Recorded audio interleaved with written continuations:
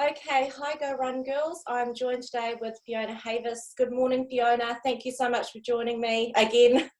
It's great to be back. Thanks, Marie, for asking.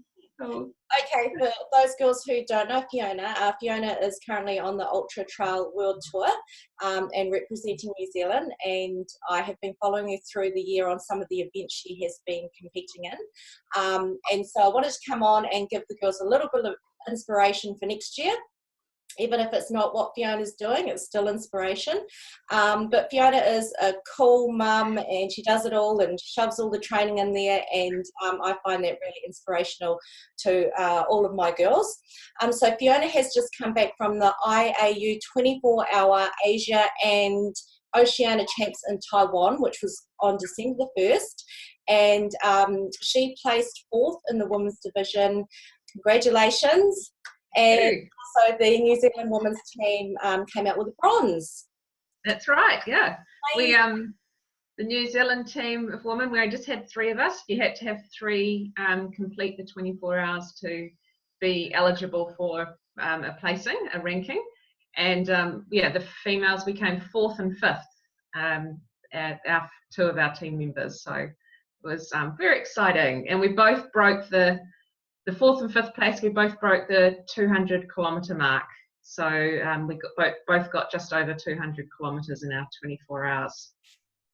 That's incredible. So tell us a bit more about the event, like how it came about, because you were asked to compete when you were invited. Yes, yeah. So I came back from Europe in August, September, yeah. I was over there and ran CCC, which I think is when I last spoke to you. I was just about to go and run that event through the Alps in Italy, France, Switzerland, and came back from there and had a great race. I just thoroughly enjoyed the being in the mountains and the atmosphere around that race. It's the UTMB is like one of the biggest trail events in the world annually. So it was very exciting to be part of that. And then came back, and I didn't really have any set plans for the last part of the year. And then I was approached by a guy called Wayne Botha. And he said, just out of the blue, contacted me and said, how would you feel about doing a 24-hour event? And it's not a format that I'd ever done before. But for some reason, I was intrigued by it. I've predominantly been running trail events like the whole time, mostly, focused the last 3 years. Once I started, got a coach and have been very focused on my running. So to have this pop up, so it was a 24-hour event and it's running around a track. So it's a 400-meter track, like an athletics track that you get at an athletics stadium. There was just, I don't know, there was something intriguing about it, and maybe just to have a change of scenery, a change of format after a solid, sort of 3 or so years of trail running. And it was just, I only had about a 6-week lead-in. So I think it was like just to have a good solid goal for the end of the year worked really well for me. Yeah, it was actually, it was quite refreshing. It was just to have a change. Different, completely different. So tell me, with the training, how does that work? I mean, you go from doing all these hours out in the trails. Yes. How that obviously changes, and did you have to do all of your training on the track? Not 100%, no, but it definitely, I was running a lot flatter, so I sort of stayed away from too much hill work. But then probably once a week I had a nice little, just an easy pace on the trails. But most for this event, most of my training was on flatter. So I ran actually a lot on the road and also up at the track. But then on my big days, I would mix it up a bit. Like I'd start out like maybe the first hour and a half on the trails to get to the track. So I can do that from where I live. And then I'd spend a good couple of hours at the track. I was practicing some different strategies. So in order to sort of sustain for the 24 hours, a lot of people that I'd spoken to, and also speaking with my coach, had recommended a run-walk strategy. So what that means is like either do it on time or a number of laps. And I was practicing two different options. So one was like 10 laps of running and then a whole lap of walking, or 5 laps of running and a half a lap, 200 meters of walking. And it's just to give your leg muscles that change of use. And I hadn't really thought about it before I got involved with this event, but with the trail running, we just naturally give our bodies a lot of change and diversity in the muscles that we use, because we naturally come to a steep incline and we need to walk, or so it's instigating that. And so I'd spend some time there, and then run home back through town to get back to home. So I was doing a little bit of everything, but definitely flatter than what I'd been training on earlier in the year. Do you have to slow yourself down when you start running because it's flat? And yes. So strong with all the trail running, you get the flat and you just want to speed up. I can imagine that you start off running too fast and have to slow yourself down. Yes, there is a bit of that, and I definitely found that on race at the 24-hour race.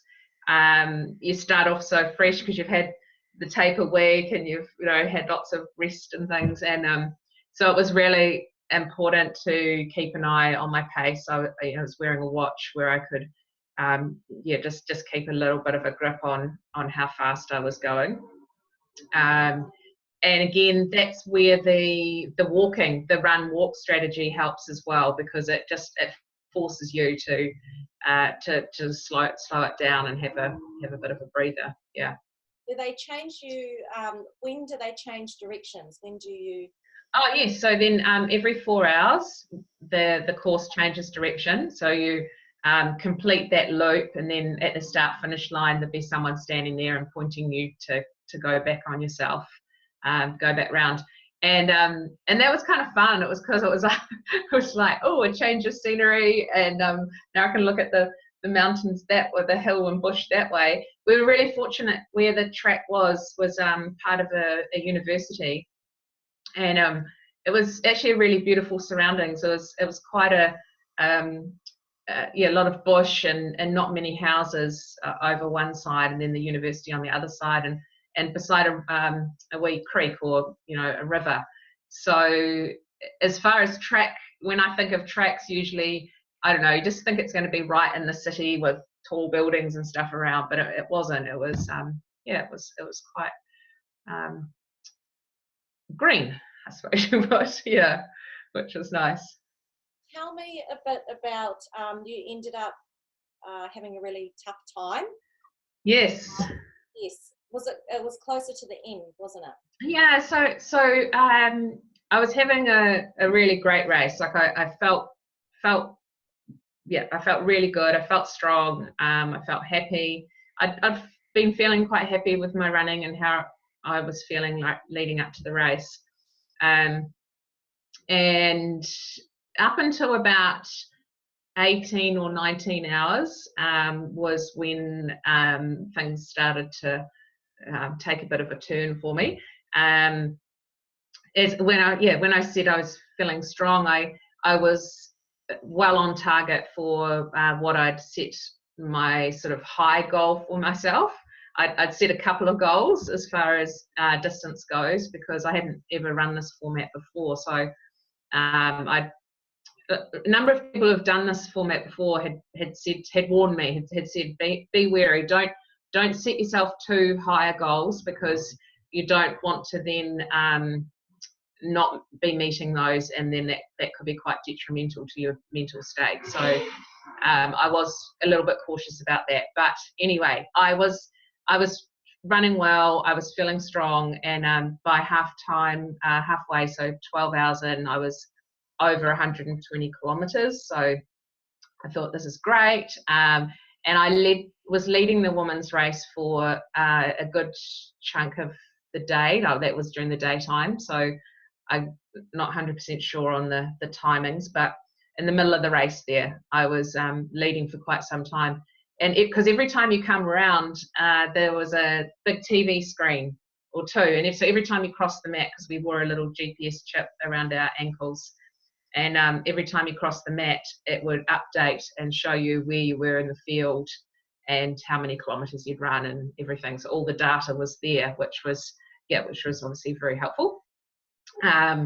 And so then I got to about 18 or 19 hours, and I was just starting to feel the energy levels dropped, not so great, a little bit dizzy. And so I went into the tent for the first time. So we had some helpers, a whole lot of little tents. Every country had their own tent, and had a number of helpers there that were able to, they could come right out to the side of the track, right there, and be able to just pass us stuff.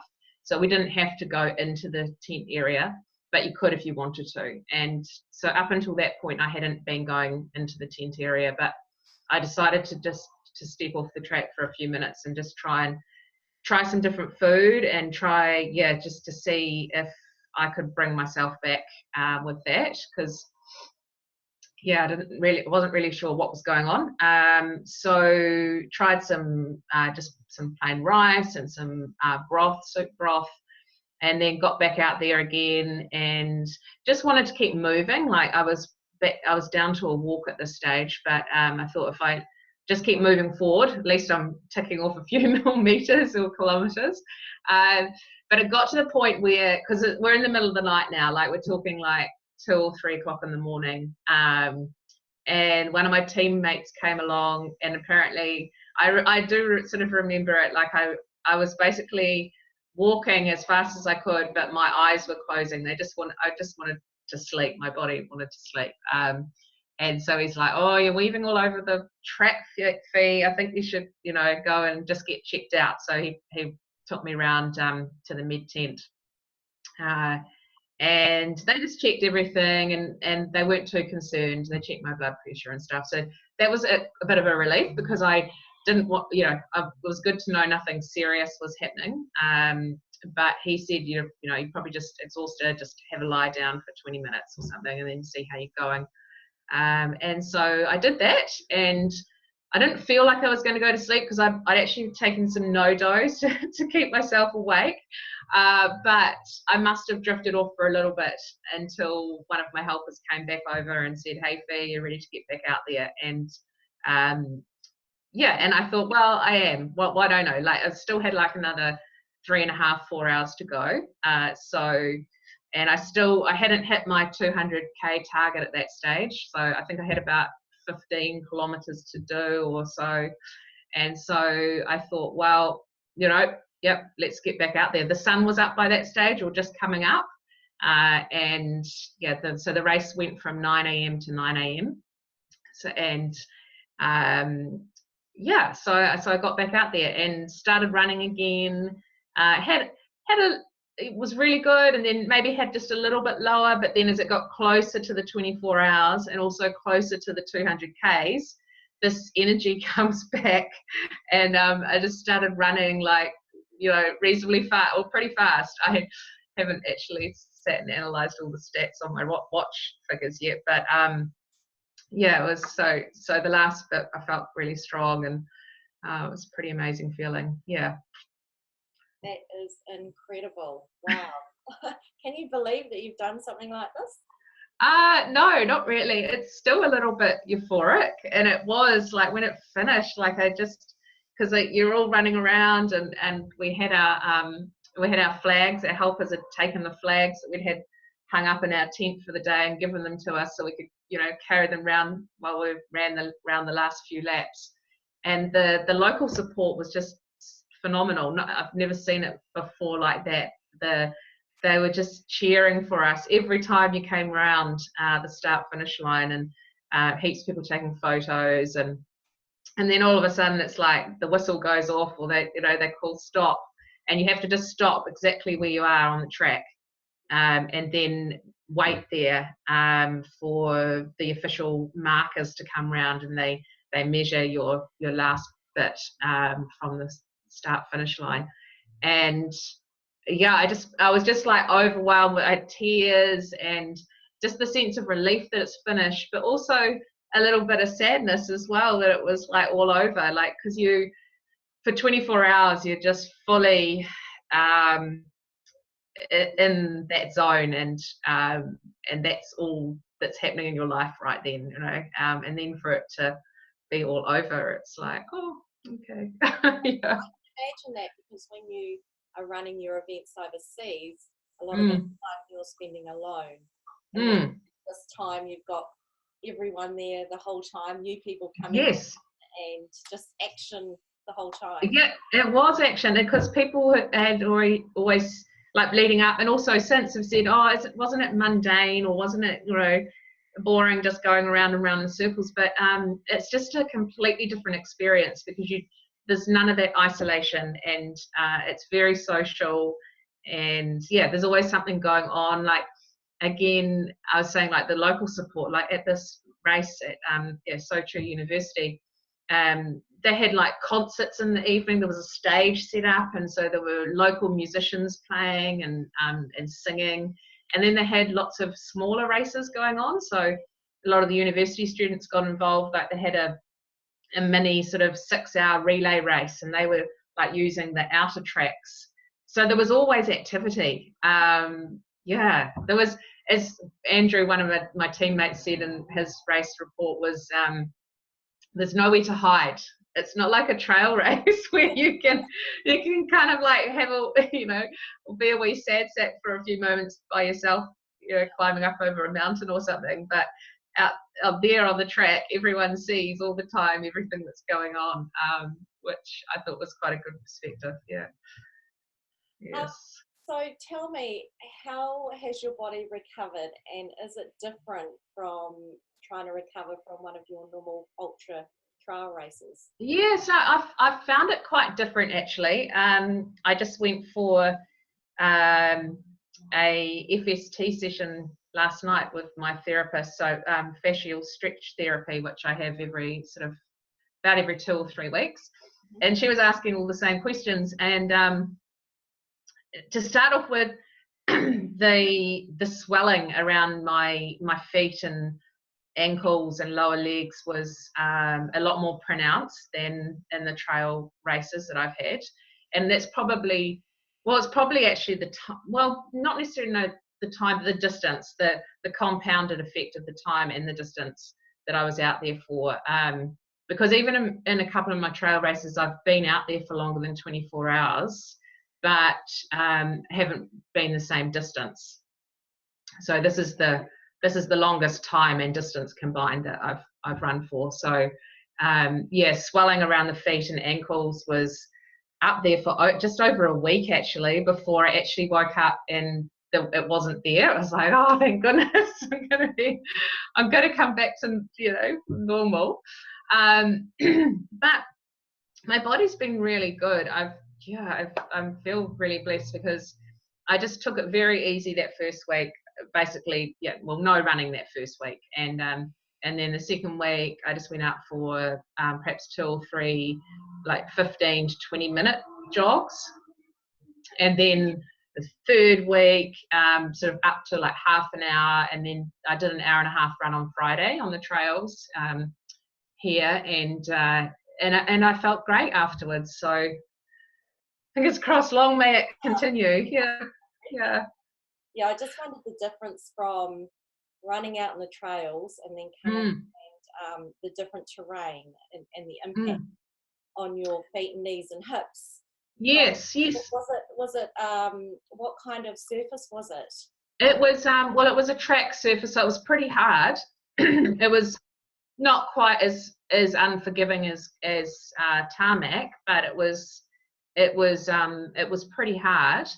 And I thought the same, Marie. I thought that leading into it that was going to be really severe on my joints and my hips and everything. But yeah, I've been pleasantly surprised, and I've found that, like in particular, my quads have not been as badly. They don't feel like they've been as severely used as I did when I was going like up, down and up mountains.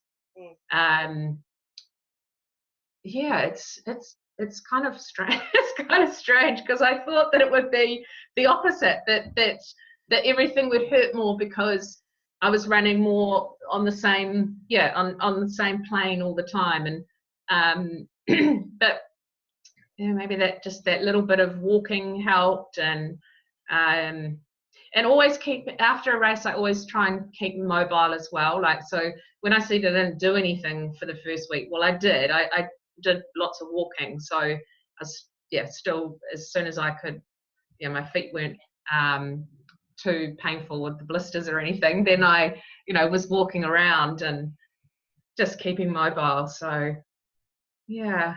Excellent. That is definitely still the key, is after your race, keep mobile, keep moving. That's right. Totally. Yeah, definitely. I really agree with that. And I like it. I enjoy that time actually just before a race and just after a race, because it's a lot more of the time when I can have more time to spend with Spike out on the trails, my little boy, because it's when I'm in a sort of a easier phase. And so we go out and do a lot of exploring and hiking up hills and things like that during those periods, which is fun.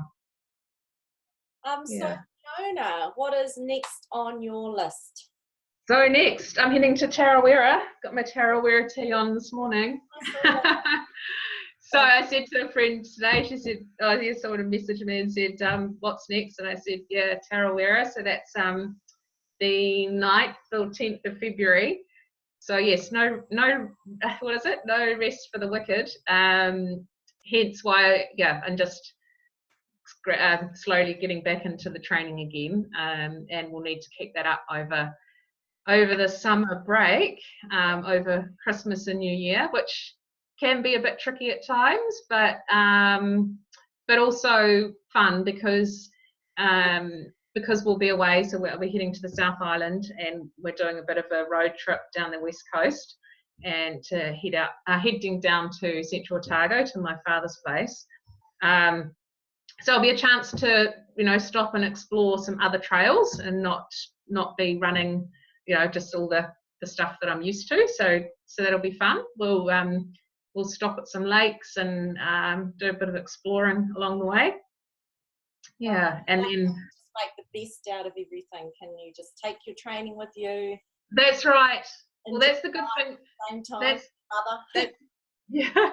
that's the good thing about running, isn't it? Like, because you just need to take your training shoes and shorts and a t-shirt, and then just make it fit in with whatever you're doing over the holidays. Yeah. Absolutely. I often find what can help as a family, if you want to go and do something for the day, just try and tie your run into that. Like, either get dropped off along the way and then run to catch up with the family for the picnic lunch or something, or the reverse, when you're coming home, like get them to drop you off 10 k's before you get home or something, and just run the last part back to the house. Can be a good way to fit it in. Yeah.